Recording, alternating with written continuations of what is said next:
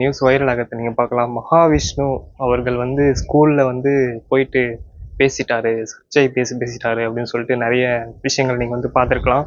So மனசு புண்பட்டதால் அவரை வந்து மன்னிப்பு கேட்க சொல்லியிருக்கலாம். அவர் வந்து அதுக்கேற்ற மாதிரி அவர் சரியாக புரிய வச்சிருக்கலாம். சொன்னது உண்மை, ஆனால் அவர் சொன்ன விஷயம் மனசு புண்படுத்தியிருக்கு. அது வேணால் சின்ன தப்புன்னு சொல்லலாம். ஆனால் அவர் சொன்ன விஷயங்கள்ல மேக்சிமம் நல்லது உண்மை தான் இருக்குது அப்படின்ற ஒரு விஷயம் மாணவர்களுக்கே தெரியும். ஸோ ஏன்னா அவங்க வந்து தமிழ் புத்தகத்திலே படிச்சிருப்பாங்க.